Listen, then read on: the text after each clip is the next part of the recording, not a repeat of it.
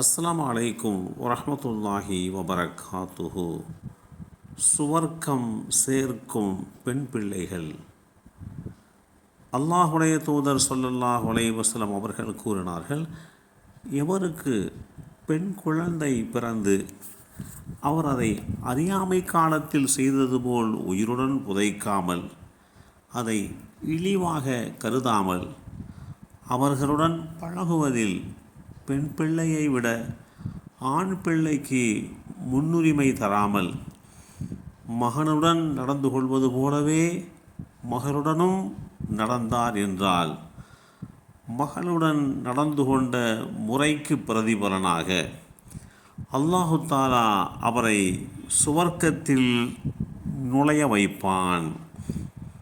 இந்த செய்தி அப்துல்லாஹ் இப்னு அப்பாஸ் ரலியல்லாஹு அன்ஹுமா அவர்கள் மூலமாக அறிவிக்கப்பட்டு அஹ்மது என்ற நூலிலே 1957 என்ற எண்ணிலே பதிவு செய்யப்பட்டிருக்கிறது.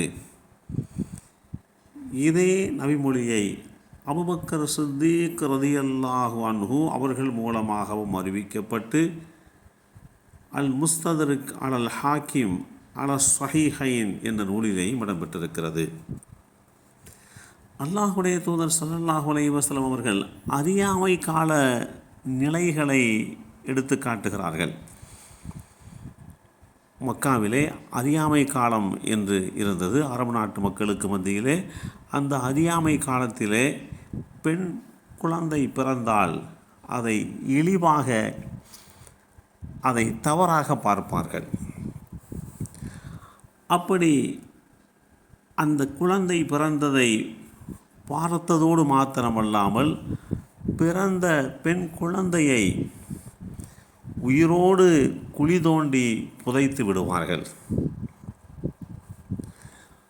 இப்படி ஒரு இழிவான நிலை இருந்த காலகட்டத்தில் அல்லாஹுடைய தூதர் ஸல்லல்லாஹு அலைஹி வஸல்லம் அவர்கள், நீங்கள் உங்களுக்கு பெண் குழந்தை பிறந்தால் அதை இழிவாக, அதை கண்ணிய குறைவாக நீங்கள் பார்க்காதீர்கள். உங்களுக்கு ஆண் குழந்தையும் இருக்கிறது, பெண் குழந்தையும் இருக்கிறது. இந்த ஆண் பெண் குழந்தைகளிடத்திலே அன்பு காட்டுவதிலே நீங்கள் சரியாக, சமமாக, நீதமாக நடந்து கொள்ளுங்கள்.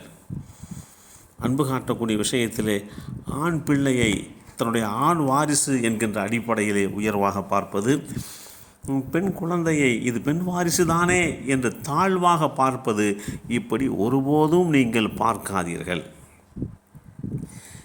இப்படி சரியான நிலையை நீங்கள் கையில் எடுத்துக்கொண்டீர்கள் என்று சொன்னால், இதற்கு பிரதிபலனாக அல்லாஹு தாலா உங்களை சுவர்க்கத்தில் நுழைய செய்வதற்கு உண்டான வாய்ப்புகளை ஏற்படுத்தி கொடுத்து விடுவான்.